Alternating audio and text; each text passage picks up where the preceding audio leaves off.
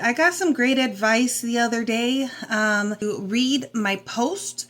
I'm also going to read the comments that my post is referring to. Again, these are allegations. Nothing has been proven in court. And the reason why I do the video is because there are some people who just don't like to read and they prefer to watch it in a video. So this is what I'm going to do. Okay, start by reading my post.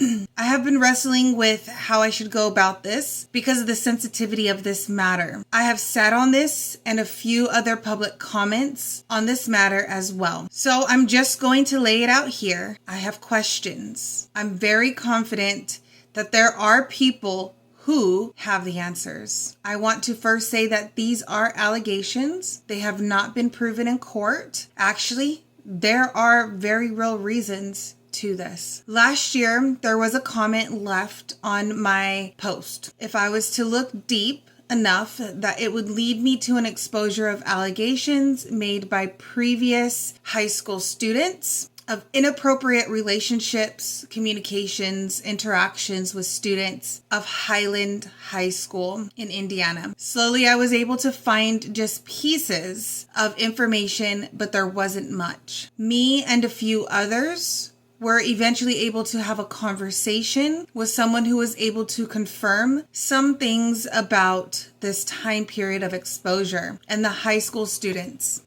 XV1 members remembered a TikTok going viral with all the details, and as quickly as it all was exposed, it disappeared. And there were reasons for that.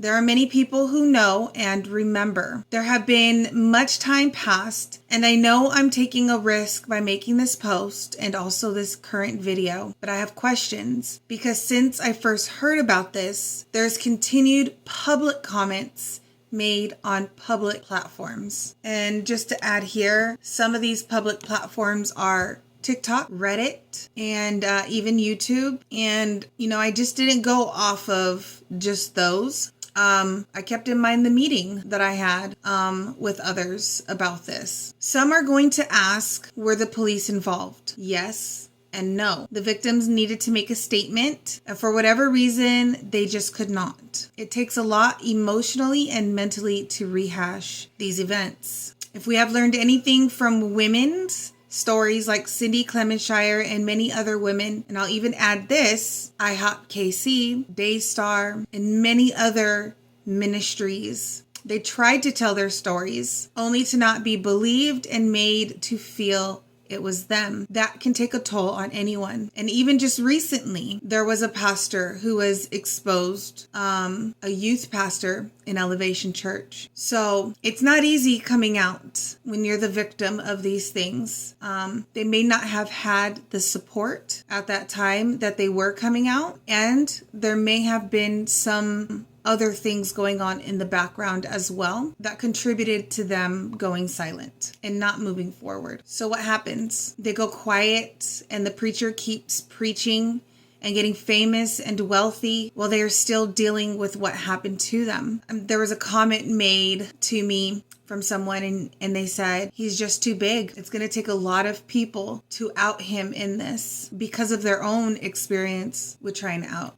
But God's bigger, and we see what he's been doing for cleansing and purifying his church, his body. I have questions. When the exposure happened in 2022, was there an investigation done within the church? If so, who did it, and where's the report? Now, Mike has said that there are layers of accountability in V1 Church. He said that very recently. There are layers. There are elders, boards, and layers of accountability. And if that is true, when these allegations came up and evidence was put out there publicly of these allegations, what did these layers of accountability do? Did they do anything? Did they know about it? Or were they part of the cover-up, the silencing? Did anyone ever confirm why Mike is no longer a teacher by contacting the school district he taught at? I was able to contact the principal who directed me to the superintendent. But I was also told that it wouldn't be possible for them to really give me any information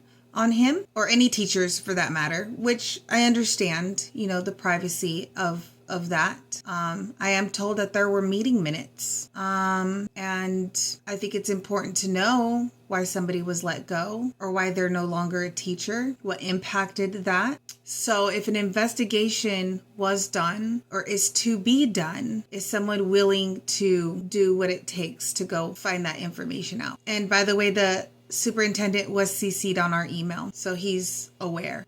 Did anyone find that there was any truth to the information the exposer was putting out? Now, there were 2 people who were actively trying to shut this person down, and they're in his family. Why were these allegations ignored, and what caused them to go away? Did anybody investigate that? Who in leadership knew about these allegations, and what role did they play in silencing the exposer? I recently received screenshots from when the exposing was active, and per the request of the person who sent them to me, I was asked to block the names. There are various Reddit comments, some old and some within the last few days of this post. To protect these people, I have covered their names and handles. At what point do we say, hey, these are not one-off comments? At what point will these claims be looked into? Again, these are allegations, but in my opinion, I do not think all these people are lying, and I do think it is worth investigating. Would you, as someone who attends his church, want to know? This is your pastor, apostle, prophelier, teacher. We have 21 people who have consented to share their experiences of spiritual abuse within V1 Church, and requests for accountability actually has been ignored. 1 Timothy chapter 5:19 says, "Do not admit a charge against an elder except on the evidence of 2 or 3 witnesses." We have more than 2 or 3 witnesses. "For those who persist in sin, rebuke them in the presence of all, so that the rest may stand in fear. In the presence of God and of Christ Jesus and of the elect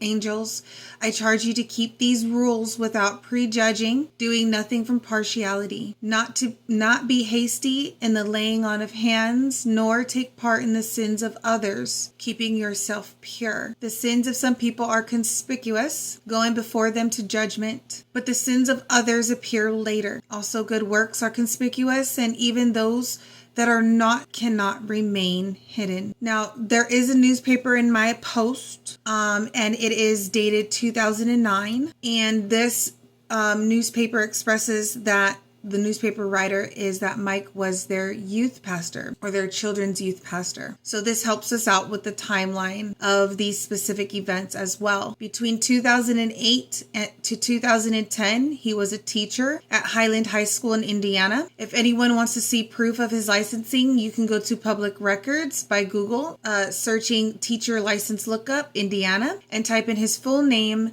and his last name. He was a substitute in 2005, the records will show. And same year, he got the standard teaching license, the record will also show. And he did not renew it when it expired in 2016, which makes sense because he was pastoring at Road to Life Church and getting V1 Church up and going. He was also pastoring at various other churches as well, prior to Road to Life Church, and I think even after a church called Connect Church. I believe he was pastoring as well for a short period of time. Anthony Spark invited Mike on his podcast in 2020, where Mike admits 10 years before, he was like Johnny Cash, who was a Christian, but you wouldn't know if he was going to sing you a gospel song or preach or punch you out. 10 years from 2020 was 2010, which seems to be Mike's last year as a teacher. The audio is listed on my YouTube page and also on my Facebook, and I will play it here as well. More than a few months ago or so, I was in a conversation with someone and their friend worked in the Signorelli household at some point, according to this person. I remember when I was publicly asking who ordained Signorelli and talking about his timeline of events that didn't add up, and if anyone can share details to be able to reach out to me. The person's friend reached out to her, and she said that she personally saw an ordination certificate, and it was about 20 years ago, the claim was. Now, this person is still in V1 and in a leadership role. I take this with a grain of salt because they have covered and protected and would even lie for him. not just this person, but those who are actually aware of this situation. And really many other allegations as well outside of this. But then we somehow talked about the teacher days, and this person said her friend asked Mike about it, and allegedly the statement was, if it was true, don't you think I'd be in jail? This part of our conversation really stuck with me. It's a strange thing to say. These claims pictured are over a period of time. People are still bringing it up. It's time to start asking questions about these allegations. This is a pastor who is leading many astray already with, in my opinion, his false doctrine. I would also like to hear his comments. I would like to hear him say that these people are liars, if that's the truth, and maybe we might have some evidence to be able to back up those comments. I do pray that after seeing so many brave people coming out and speaking of their experiences and abuse, of how people have come around victims, witnesses, and truth tellers for support, that if by chance those whom were denied their voice and justice, harassed by the family members, and was forced to go into the shadows for fear of losing their family, will come out and find their voices with boldness. Maybe this could be the start. There's more, but it's just not my place to unload it, at least just yet. So one of the screenshots from TikTok that was sent to me, at the top it says, and this is why I posted the video about that pastor. Now these screenshots were not given to me by the exposer. These screenshots were given to me by somebody who was smart enough to take these screenshots, and they just found them and they sent them to me. There are other people who have said that they have screenshots as well of this time. So, people were paying attention. One of the comments says, girl, this was my high school English teacher. And when I was 16, he told me that our children would have perfect torsos. My question to you is, why would somebody lie about that? Why would somebody just make up like another person said, Mama, this man was my high school teacher. And I'll tell you what, there is a very big reason he is not a teacher anymore. Why would somebody just say that if it was a lie? I mean, we can prove that he was indeed an English teacher. We can prove that he was a high school English teacher through public records. There's another one with the top of his head showing. And there's a comment. It says, B-ball during PE, put it under his shirt and told us girls to come get it. He'd bring candy when working in classrooms. He was a sub, and then it cuts off. So in 2005, when he graduated from college, he did become a substitute teacher for a short period of time until he got his the other licensing.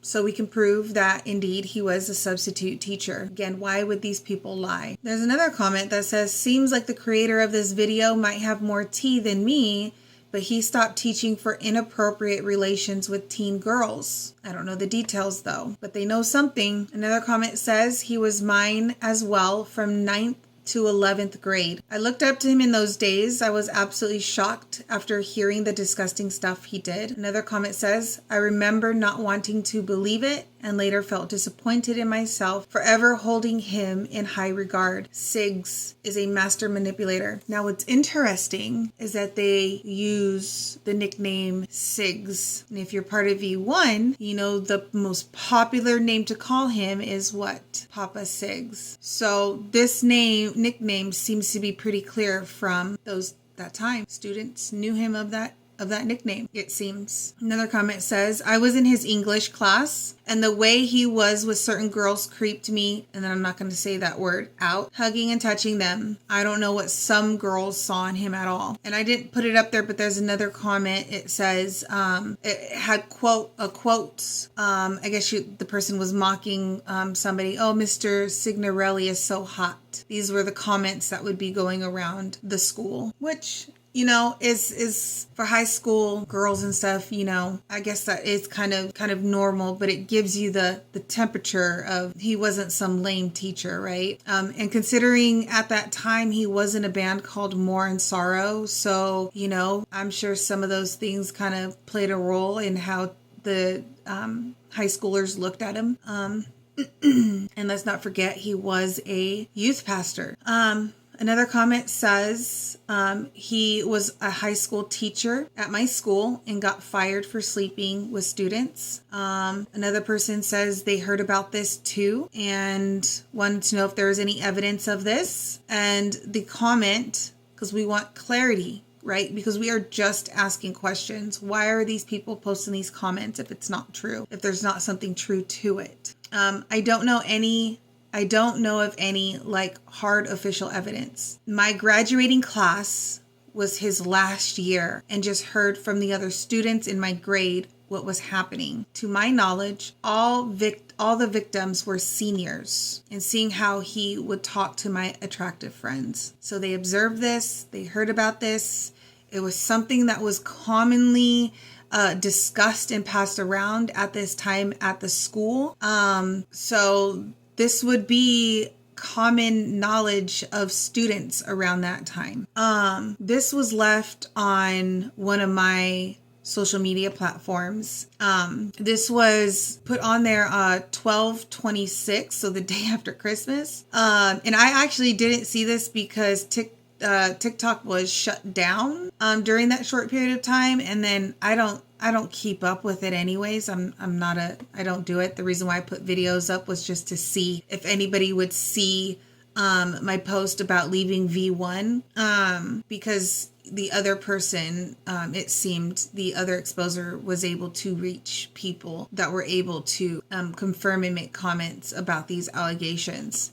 So I was hoping maybe somebody would reach out as well. And well, the comment that they left was, y'all should ask Mike why he's not an English teacher anymore. This person said he was my English teacher, was dating students, 2 of my personal friends, and was forced to resign. He was one of 3 teachers who ended up being, and I'm not going to say this word, in that school at that time. So during my research, I was able to find at least one of the scandals of another teacher at that school around that time. So even that comment was like, okay, there has to be something to this stuff going on. And here is the audio. Didn't have that revelation, and she was like, "You're a cheater," and I wasn't cheating. But then finally, I was like, "All right, I'll show you a cheater."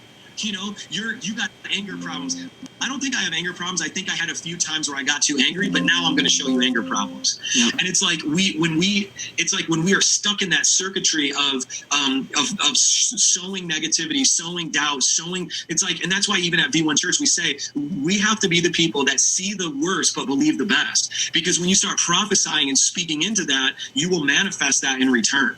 And people know this. It works outside of Christianity because it's a principle that God installed in the earth. And so my wife, I'll never forget, she flipped it and she kept saying to me, "You are not Johnny Cash," because everyone called me Johnny Cash, because if you know Johnny Cash's story, he was the man in black. He was a Christian who was also getting high and drunk, and it's like you didn't know if he was going to sing you a gospel song or punch you in the face. And that was at that particular point in my marriage over 10 years ago. It was like people called me Johnny Cash because they're like, you see that dude? That guy's either going to tell you about Jesus or he's going to knock you out. Like, he's crazy. And like I remember my wife flipped it and she started saying, "You are not Johnny Cash, you're Brian Houston."